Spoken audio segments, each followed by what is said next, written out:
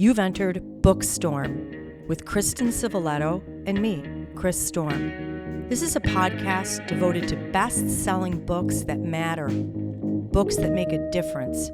We're diving down deep with beloved authors about their stories. We're exposing hot-button topics and heartfelt themes, the issues that affect each of us in our own lives, as siblings, parents, partners, friends, as human beings.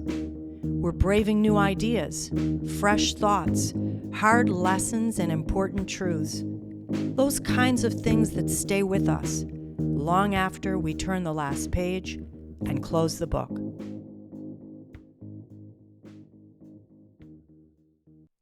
Welcome back, listeners. We are so excited to have with us today the very gifted author, Paula McClain.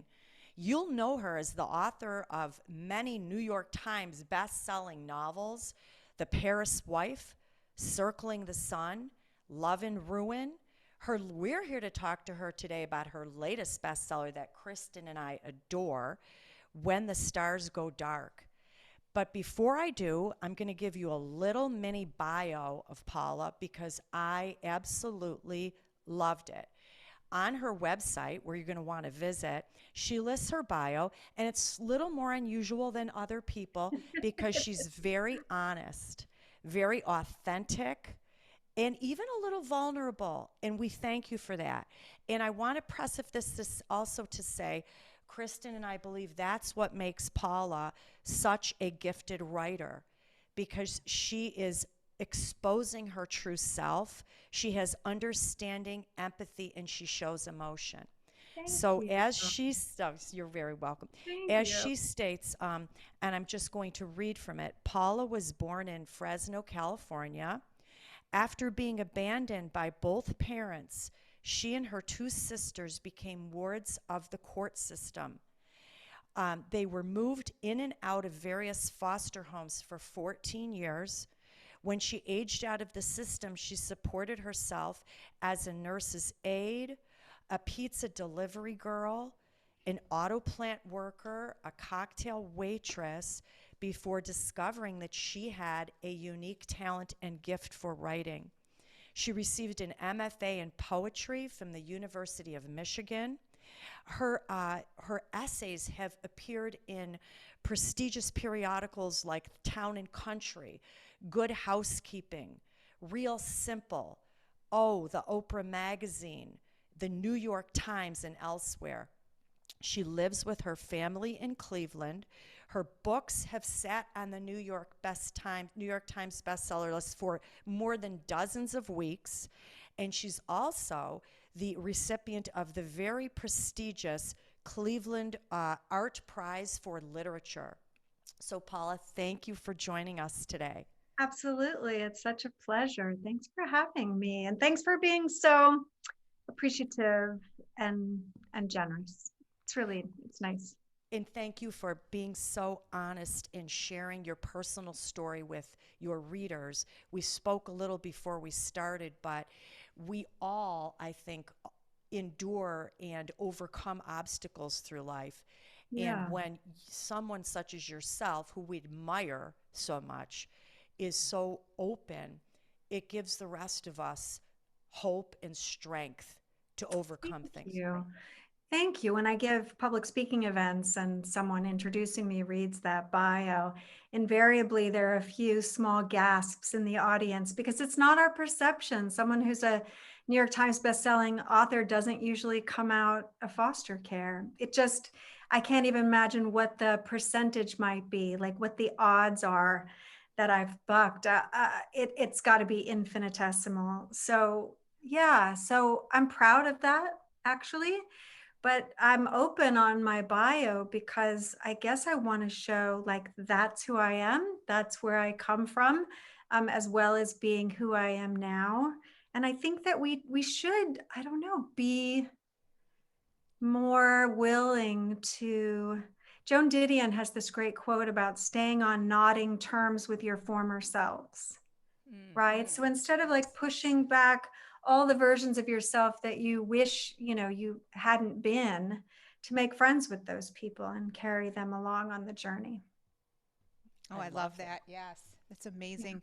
Well, Paula, we like to give our listeners just a brief introduction to the book, which I'm going to do without giving away any spoilers. Thank you. And at the end, you are free to add any additional facts Okay. about the book that you want to put on the table. Um, but at the start of the novel, Anna Hart is a seasoned missing persons detective who is on leave because she has experienced a personal tragedy. She travels back to a village in California where she grew up, and it was a place where her foster parents offered her some stability. So, this is a natural place, it sounds like, for her to gravitate to. When she arrives, she immediately learns that a young girl has disappeared. And this crime is very reminiscent of, during a crucial period in her own life, a friend of hers that also disappeared when she was growing up. And as she starts perhaps working on this case, and I don't want to give away too much, really the past and the present begin to collide for her. And she experiences some of the worst of humanity, but also some of the very best of humanity. Did you want to put any other facts about the book on there? And again, I don't want to give away No, spoilers. I think that you did. I think you did a beautiful job kind of setting it up. It's definitely a book that invites psychological kind of insight. And, I wanted to write a book where my main characters didn't just do things like search for missing persons, right? But understand something profound about themselves along the way. And so I make my victim someone who speaks to elements of my detective's life that open her up and make her see what kind of change is still possible so that she can heal from her own wounds and then also help others heal.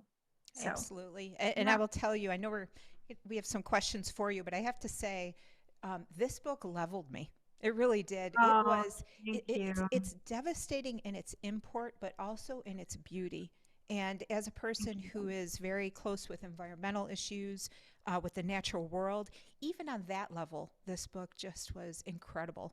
So, Oh, so thank if we're you. ready to brave the storm, Yeah, We yeah, okay. sure are. We sure are. let's do So it. I agree with Kristen. Just for all of our listeners, we highly recommend this book. It not only was it entertaining and interesting because there's a mystery here, but it was important and really inspiring and something very relatable, I think, to all people. So Thank you. what I'm going to start with is I thought that this book was even so much more than all of that. It was a call for attention to missing and exploited children. Mm. As you wove this story, you showed us that the necessity of understanding and empathizing. So the heroine for our reader is an abused and neglected child who later enters into a foster family. She becomes a detective, and then she begins searching for a missing girl, Cameron, who was also traumatized and mistreated and then adopted into a foster family. So there's a very relatable Right, relationship between these two who have never met. But, right. Yeah, but yeah. Anna says, and I love this quote, no matter how resilient children can be, or how wanted, loved, and nurtured they are by their new family, their original wounds of abandonment and rejection are not magically healed. And I wondered if you could expand on that. What were you trying to show the reader through this story?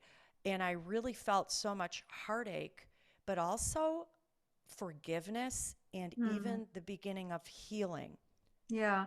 And hope, I would want to, to add too, or I'm really hoping that that was part of the takeaway for you in the book because it does tell kind of a big kind of story and goes to some deep places. Not everybody as a reader kind of wants to go there. And yet I also feel that as readers, if we can be taken through a kind of storm and then out again to the other side, it can feel really cathartic.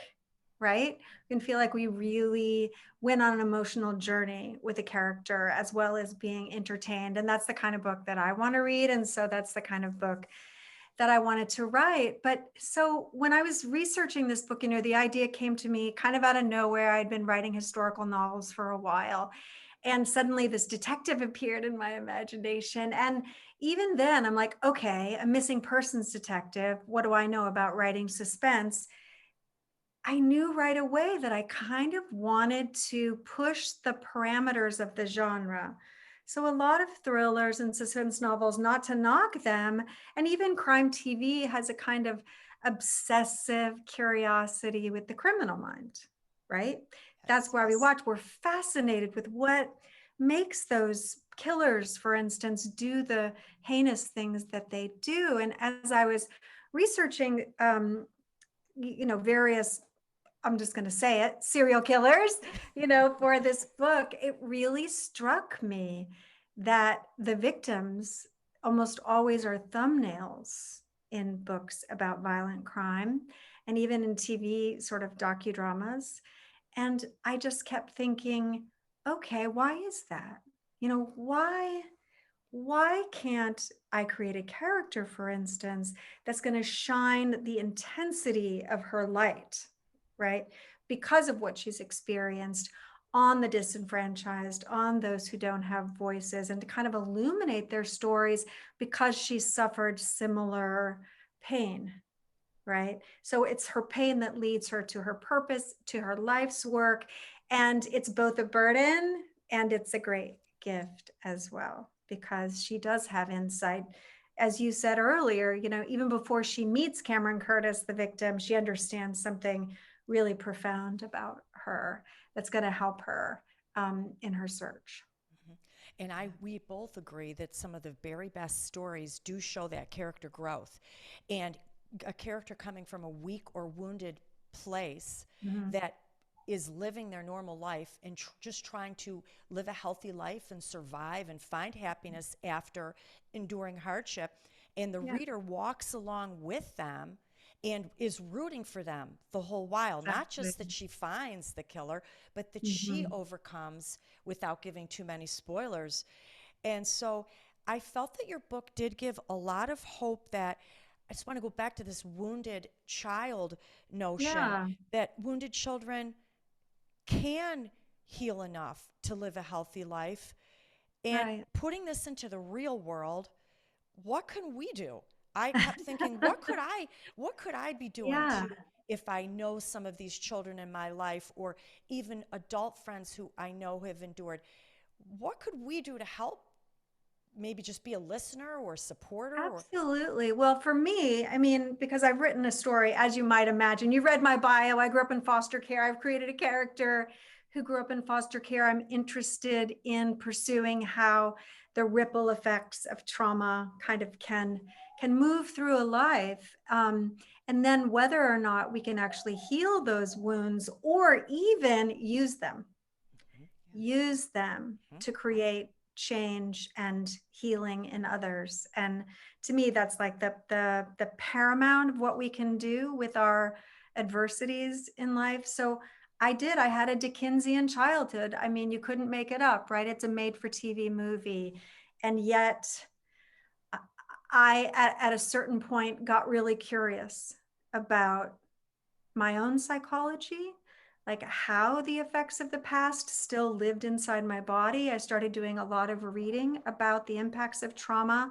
And particularly, I got fascinated with how trauma actually, there's a great book. It's been on the New York Times bestseller list in nonfiction for years now by Bessel van der Kolk called When the Body Keeps the Score. And I don't know if you've heard of that, but there are books like that that talk about how trauma lands in the body, and whether or not we are aware of its impact on us, it can create all kinds of behavior and even subconscious. What do I want to say? Well, there's more in the book about that. I mean, kind of creates a drama, creates a narrative, opens us up to the possibility of greater violence, for instance, right? And all of this is done at a level that maybe we're not exactly aware of. So for me, your question is like, what can I do? Well, what did I do? I became aware of how these things can impact my life. And the more I was kind of mindful about, I don't know, my own growth and healing, I mean, in a lot of therapy, obviously, then the more I became certain that people can overcome almost anything, We love right? that. Like Oh, we are absolutely. incredibly resilient, but how can we grow unless we first know what's happening, right? And really sort of turn those questions back on ourselves. Like if we're drawn toward abusive relationships, for instance, right? Instead of living in a trance about why that's happening. You know, you have girlfriends, I'm sure, like, oh, I'm drawn to the bad boys, right? Why do I always end up dating unavailable men, right? And then they have a margarita and then they go and find somebody else. I mean, that's a joke, right? What I'm saying is, if we really start asking those questions like, why do I do that? Right? What's driving that behavior? What in my own story, my childhood story, my origin story could be kind of pushing at me in such a way that I would be repeating some sort of drama, whether or not I'm aware of it? So I believe we can all heal. I think we're here to heal and that we're here to grow, and that a lot of it starts with those hard questions that once they are alive in our lives, they have no right to go away until we can find the answers to them. And I love what you said, that you have to go ahead and look at it. Don't ignore it. Don't push it under the rug. Look at it. Right. Go to the therapy. Learn to deal with it. And I want to just say this one more quote that falls exactly in line with what you just said. It was from Corolla in the book, Her who told therapist. Yeah. the therapist who Mm-hmm. told Anna, um, it's not what happens to us that matters most, but how we learn to carry it. I'm starting to understand the difference, and how maybe the only way we can survive what's here in what we are is together.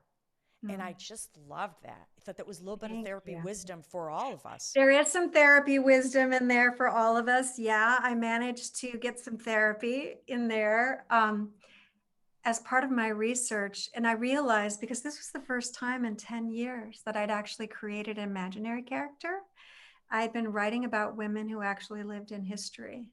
And suddenly I have this character and anything can happen to her. And I realized that she could be a kind of avatar for me, and that all the things that I'm fascinated in, Anna could also be fascinated in, like trauma and healing. And that everything kind of went into the book, my own therapy, trauma therapists and healers that I'd seen over the years kind of are quoted verbatim in the book. There's a moment when Anna is talking to um, her partner, Will, who is also one of my favorite characters in the book, and she's talking about this idea that we were just onto a bit ago, which is sometimes trauma can act through us unconsciously if we're not aware of it, and that Anna refers to this as a bat signal, right? And so the story is that we're all, as Anna says to Will in the book, like we're all born in the world with a bright, pure light, right? We're all born bright and clean and pure. But then when trauma comes in for about all of us, really, it creates a kind of tar over that soul. And then when the light shines through it, it creates this bat signal, which is a scene in the book. And the scene in the book comes right from a conversation that I had with a trauma therapist that I interviewed once, who had worked with hundreds, literally hundreds of thousands of trauma victims. He was there at 9/11. He was there at the Oklahoma City bombings. And essentially, he is a healer, and he starts with opening people to their own stories. It's fascinating. But he said that, honestly, ladies, about the bat signal, he said that to me about me. Yeah. He said that to me, about part of my story that I was letting him know about my childhood, and about how my childhood was rippling through all my relationships, but particularly my romantic relationships. Right? It's There was a, oh, I'm Go sorry. ahead. It's funny Yeah. because that's Kristen's next question, Yeah. and that was going to be, we both picked the same bat signal question. A bad signal Yeah, question. we fought over it. I said, you can have, you can have. Hers was a little better than mine. And now anyway. I stole your thunder. No, no, not Oh at no, all. she's got to do it more. She's got myself. more. No, there's actually another part to that pivotal scene that I thought was absolutely important. This really resonated with me. And you had written, and this is what Anna is talking about, um, that when hard things happen in your family or by an acquaintance, children don't have the coping skills. So silence follows, complicity and shame. And eventually, every psychopath, sociopath, sadist, alcoholic, narcissist comes running. Wow. And that was the bat signal that you were just talking about, but that just made it so clear, Right. something that we kind of hid in and around that, but we don't necessarily see it laid out that clearly. And when you laid it out that way, I Yeah. was just floored. Well, and because it's unconscious, that's what makes it dangerous. I mean, ladies, Yes. you were asking me before, like, what can we do? Right? Yes. Like, we might not know that we're emitting this bat signal essentially as an invitation to others that they can treat us badly. But once we do know, isn't the responsibility on us? I mean, it's certainly not our fault, right? Whatever happens to us, particularly as children, is not our fault. And it's not our fault that we draw these people to us, because all of that is unconscious. But awareness creates a kind of responsibility to me. And at a certain point, the buck stops, right? I mean, I'm still doing work on the fact that my mother abandoned me when I was 4, right? Now, my father abandoned me too, but more and more I'm understanding that it's the maternal wound that is so archetypal and primitive and profound. I mean, and I say it in the book, in every culture since the beginning of human time, the story is the same. Mothers are supposed to stay. And when Absolutely. they don't, right, these wounds are created. So, um, yeah, it's baked into the book because it's baked into my psyche, right? Absolutely. And Yeah. when you are in a relationship, and I've had this experience twice with somebody who had a mother who abandoned them, Wow. those are very difficult wounds to overcome, because there's that Mm. inherent distrust maybe of women, or there's that acting so badly to see if they can drive you away like their mother abandoned them. And again, I'm not a psychologist, I'm an attorney, but I see these very, very deep seated mother wounds, and it just made me wonder, how do we equip young people to Mm. process these wounds? Is this something we teach in school? Because sometimes the family structure is what is inflicting the wounds, or Yeah. even the faith element the wounds may come Exactly. from And there. family structures, first of all, thank you for sharing part of your story. I Yeah, think I think we need to do that more yeah, and open absolutely. up, right? Like, the more we come through the surface, the facade, like, we work so hard, right, to appear as if we're not struggling. But then the moment we do, suddenly everybody's like, oh, phew, now That's I can right. really trust you. Like, I don't make friends with women who seem too together to Right. me. Like, I need to see the zipper come down, right, in the back, or I need, right, they trip coming in the room or something, because that's human. We like to see the humanity in each other, honestly, Absolutely. because that's the real business. But it's so interesting that you say that about how do we learn this stuff. Most of us don't learn it young, when we could really use it, because our families of origin, you're right, are usually the systems that are inflicting the trauma, and we can't ever feel, most of us can't, that we can excise ourselves from those families without doing even more damage, both to them and to us, right? Because that's not in the rule book. We have to somehow twist ourselves to survive within those systems. And sometimes it feels like a really unsurvivable place and an unsurvivable situation. I was listening to a podcast where a meditation expert and Zen figure, Stephen Batchelor, was saying, when he was a kid, it occurred to him that all this time is spent on these subjects, right?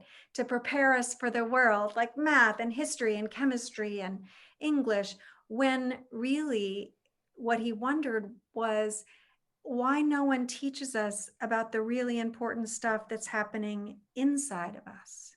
Because Absolutely. that's the key, right? To have mindfulness, to have self-compassion, to understand that the wounds that you carry inside you aren't because of you, aren't because of anything you've done or anything that you are. And yet we believe that as children, don't we? And we carry these burdens, which goes back to that line, right? It's not what happens to us, it's how we carry it. Because humans are unbelievably resilient. We can survive almost anything. It's what we do with it, right? It's how we carry it. No, absolutely. I love that Kristen said that. What about a class in school? I mean, Oh, I can no. totally agree with that. And that's just when the child is evolving and growing. Mhm. And it's not in school just parents, it could be neighbors that are emotionally abusing them or abusing them in other words, or it's even Absolutely. other kids at school. Oh, Middle school, like, bullying, like yeah, anything. I mean, a traumatic event, right, can be almost anything. Um, this book that I mentioned earlier, Bessel van der Kolk, The Body Keeps the Score, it's just one fascinating little tidbit about how humans are the only ones, the only species that holds on to these traumas and don't release them. And he talks about how if a gazelle, for instance, is attacked on the savannah, that you can actually watch what happens if they get away, they stop and they have this shaking where they're basically ridding their body of all that intensity, the way that the adrenaline, the way their heart sped up, right? All of that, they release it, but we don't release it. We hold on to it. And almost always we think it's because of something that we did, right? We start telling ourselves stories about who we are. hmm hmm Yeah, I love it's the idea. fascinating stuff, right? It's It's fascinating. fascinating. And it goes, we've talked about this before, but these inner stressors that we subconsciously carry with us, it doesn't just always exhibit in personality changes or more susceptible to depression. People get heart attacks, ulcers, irritable stomach problems, Cancer. headaches, all Yeah, kinds of different things. Yes, I think this is where absolutely. it's just that's They're just learning that more and more. It's really interesting. Sacred medicine, holistic medicine, like really understanding how these stressors create illness, but also how our awareness of those stressors through mindfulness can change behavior, which can change outcome. so true. Yeah. And this falls right into the next quote that I love from the story. So the heroine, Anna, draws strength and life lessons from her foster dad, Hap, even after he's gone. And she recalls some words that he said to her when she was just 10 years old. She didn't trust him, and he didn't really trust her yet. And she says, she says to Hap, for as long as I can remember, people have been telling me that I should trust them. The social workers, the teachers, the strangers, all of them saying a version of the same thing, that I should let my guard down and open up. But the world has been showing me just the opposite. So what's the secret, Hap? And he says, there is no secret. Just keep your eyes open, open all the time, but especially when you think you can't be surprised. That's when you learn to pay attention. You learn to listen to your own voice. And I Mhm. loved that. So Thank that you. was a little word of teaching and encouragement to a child, but also as a reader, I thought to all of us as Yeah. adults. Definitely. Definitely. Thank you. You guys are really careful, smart, intuitive readers. So I just want Thank to you. thank you for that. Thank It's a real pleasure. talking to such intelligent readers. Yeah, that moment is really important for Anna. You know, she's been through a lot, she's survived a lot. And here is somebody who isn't just giving her, you know, lip service, who's basically saying, yeah, the world is rough. And why should you trust me? Right? He's being honest with her from the very beginning. And he's giving her just like a little nugget that's going to follow her throughout the book, right?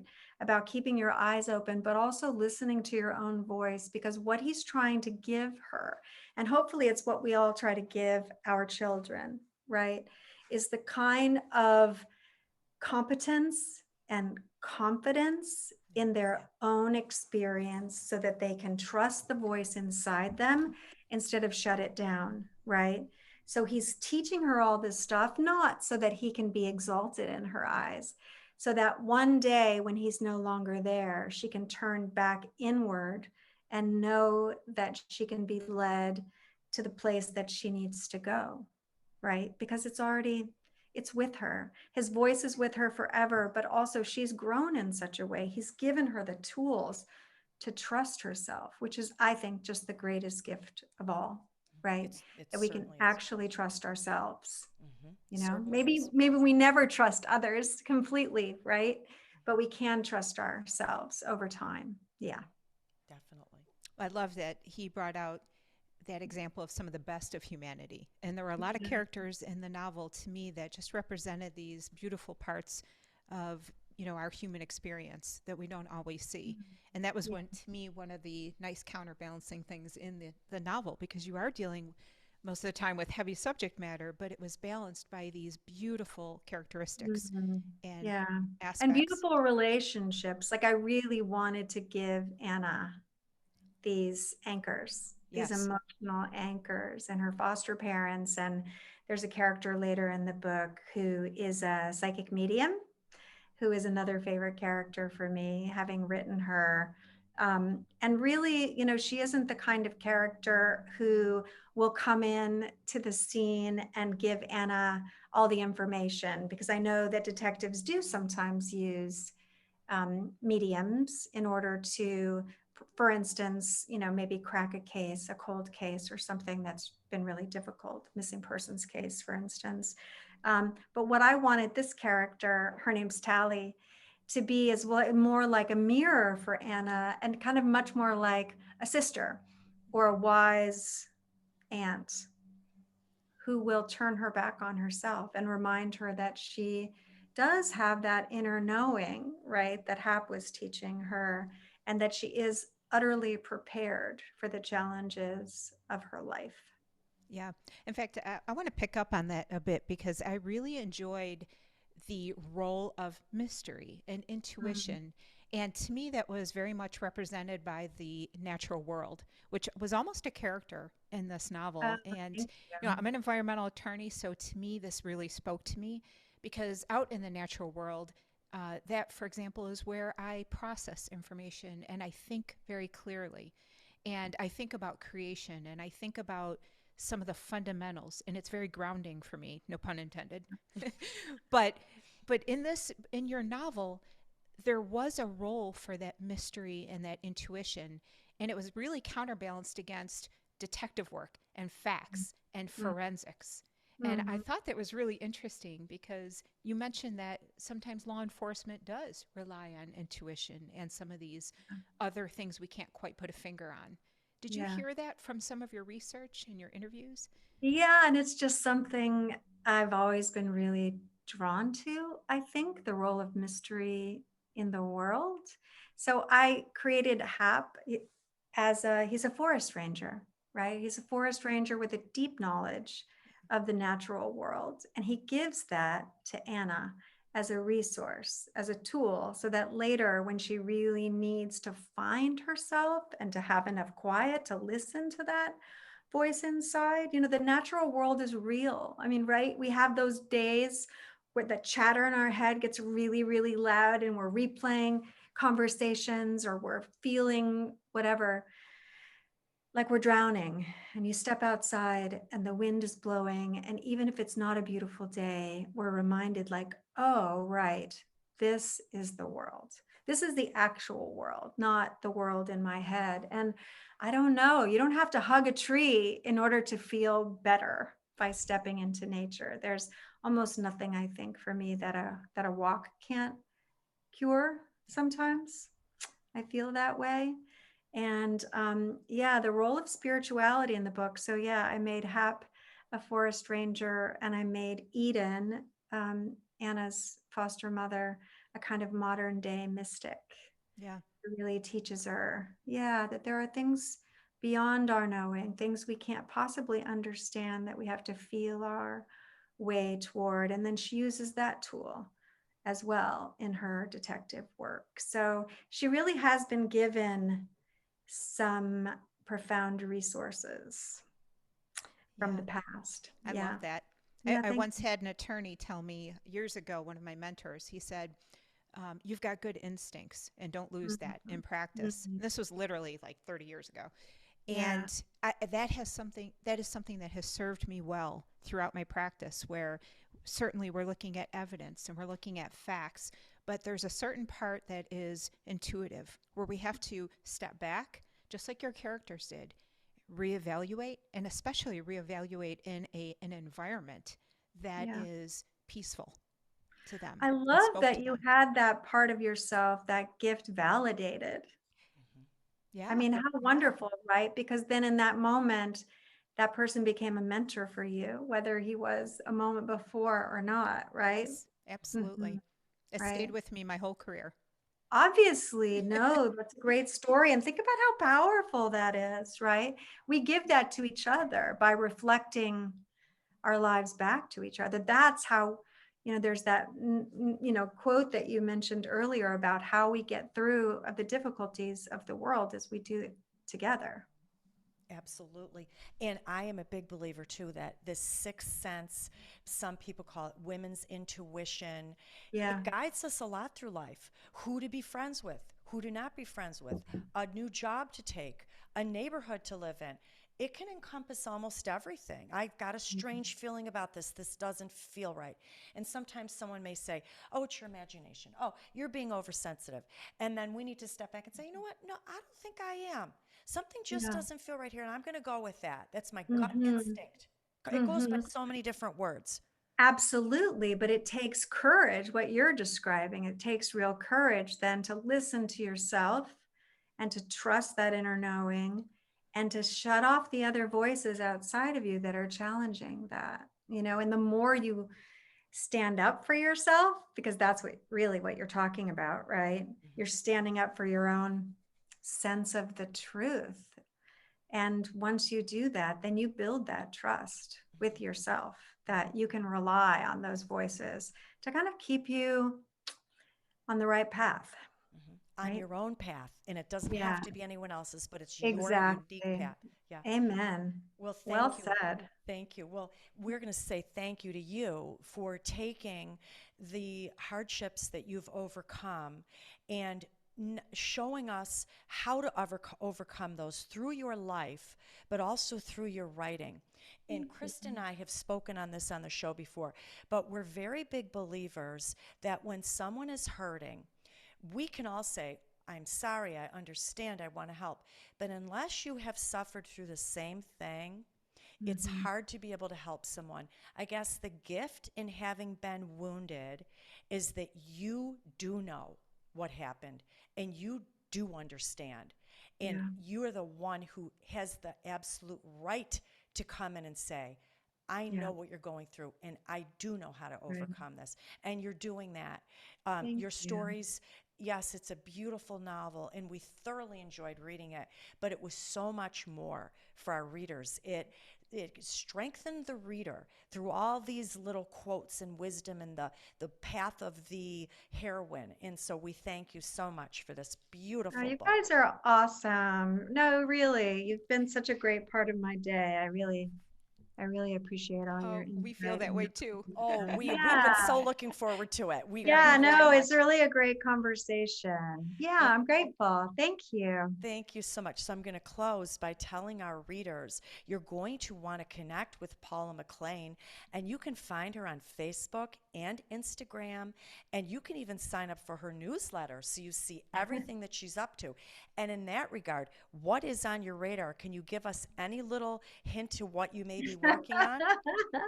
I'm working really hard right now on a new novel that I'm super excited about. Yeah, I'm always happiest when I'm writing, and I've sort of reached just past the 100-page mark, which is always a place that's important to me. It starts to feel real after that. So hopefully next year, sometime next year, I'll have a new book. Okay. Fingers crossed. Fingers crossed, we're going to be on the Fingers lookout crossed. for it. Thanks. Thank you. Thank All you, right. Paula. Have All right, pleasure meeting ladies, you. you've been awesome. You too. Appreciate you. Thank you so Thank much. you. Have a wonderful day. Look Bye. forward to that next book. Thank you. Bye. We can do what we do thanks to authors like Paula, and without her, we'd be nowhere. But I just thought that she was so wonderful. And what was your takeaway? I have so many, I don't know where to start. Honestly, on so many levels, this book spoke to me. First of all, a couple things. One is, you know, there was a line about walking down the street, and the protagonist basically was thinking about the stories of the young women she was seeing. What had they experienced? What were they going through? And that's something I think about all the time. You know, you and I actually have had conversations like this where we're out at a coffee place and we are curious about our fellow humans, not just out of a morbid curiosity, like, oh, I wonder what that person's doing, but more, what has made them up? What has shaped them? What are they overcoming? Those stories speak to me. And this book really kind of brought that home because the story of both the victim, the story of the aggressor, the predator, these are significant things that we need to understand better. We need to understand the brain better. We need to understand human emotions better. And we're still piecing all of this together. That's a big part of my takeaway from this book. I love that. I feel the exact same way. There was something else. There was another quote, and I wanted to bring it up, but we had so many other questions. So in her book, Anna is trying to solve the crime about who the murderer is of this young girl. And Will, the investigator, is asking her, you know, what does she think? And she says, even the most twisted minds want love and connection. Will says, are you assuming the murderer has been wounded? And she says, yes, because that's what makes a predator. And I just thought that was incredible. So here we've got the juxtaposition of two wounded children. One comes out in total empath, heartfelt, trying to save the world. The other comes out angry, predator, murderer. And that just sort of blew my mind. Just the difference. And I don't have the answers to why one is one way and one is the other. We talked about it a little, about trying to help children when we see them going through these obstacles. But it's an interesting phenomenon. Oh my gosh. What you just raised to me is so important because, you know, we study a lot about what makes a serial killer and looking, as she mentioned, at the criminal mind. Are we also looking at what is the difference for the people who go in that other direction? Like you were talking about, a person who wants to invest in others. What turned them in that direction? You know, now some people may point to faith. Some people may point to the intervention of a mentor. Some people may point to maybe that was their personality or their makeup. We need to know more about this. Very much so. Yeah, this book, I hugely recommend this book for anyone who wants a great mystery, but also wants some deeper characters and a little more meaning and some substance in a novel. I love all of Paula's books. This will always be one of my favorite. Anything else on your takeaway that you want to go with, Kristen, or is... Well, yeah, I brought up the question with her about intuition, and I kind of wanted to throw that out there a little bit because, you know, you and I have a business background. We are focused on facts. And I was just wondering for you, over time, have you found that your intuition has been important in, for example, some of your business endeavors? Yeah, I would say, well, like I said to Paula before, I don't want to say women's intuition because everybody has intuition, but we all have a sixth sense. We all have certain moments where something just doesn't feel right. And sometimes we look back at it, hindsight, as a red flag. And we say to ourselves, oh, I should have listened to that. Oh, I should never have taken that job. Oh, I knew I shouldn't have gone to this location, or whatever it might be. We all make mistakes, but we learn from them. It's the child, I guess, who maybe isn't mature enough to have those instincts yet, and they don't have the depth and wealth of experience to have gleaned this from there. But yeah, I think that we all do it. That's my takeaway too. I think that's huge. Yeah. Absolutely huge. Well, let me tell you how many times I wish I had listened to my intuition. You would think we'd learn this by now. But, like you said, I can look back with hindsight and say, well, there was a red flag and there was a red flag. And think about why we ignore those. We want things to be a certain way. We wish they would be a certain way. And sometimes that wishful thinking reflects something even deeper in us. Mm-hmm. That's wisdom right there. Yes, I can think of so many situations, not even in myself, but with close friends and family, where they ignored things because they just wanted it to be perfect and they didn't want to believe. And I'm even talking about business endeavors here, or marriages, or relationships, or friendships.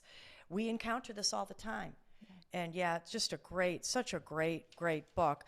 Well, what's on your radar? That's it. Just everything you said, and I don't have anything else. I think we've gotten it all, but that's a lot to be thinking about, I think. And thanks to Paula for this. And Kristen and I want to say we've talked a lot about abused children here. And if you have anyone in your family or someone in your neighborhood or someone that you're suspecting, please call the National Center for Missing and Exploited Children. It's 1-800-THE-LOST. Or maybe we can do something as simple as become a big brother or big sister, mentor a niece, a nephew, a family friend, or a child. There are things that one person can do. We are big believers in that. And in closing, I just want to give a shout out to our unbelievable, get over here, Mark Carey, and say hello, our producer and sound engineer. We're also calling him producer now because he pretty much runs the show here, and we're super grateful for this guy. Say hi, Mark. Hello, everybody. Hope you enjoyed today's podcast. It was a great one. Sure was. Thanks to you, Mark Carey. And we're going to leave you with a few storm predictions to pique your interest, or maybe you'd like to read ahead. We have Teresa Ann Fowler with her book, It All Comes Down to This. Francine Rivers and The Lady's Mine. Charmaine Wilkerson and Black Cake. Sarah McCoy and Mustique Island. And Ellen Marie Wiseman and The Lost Girls of Willowbrook. And in the meantime, stay on the radar with Kristen and me. Check out our webpage at bookstormpodcast.com, Facebook, Instagram, Twitter, and YouTube. Until next time, listeners, one of the best ways to brave the storm is to dive down deep into life-changing fiction.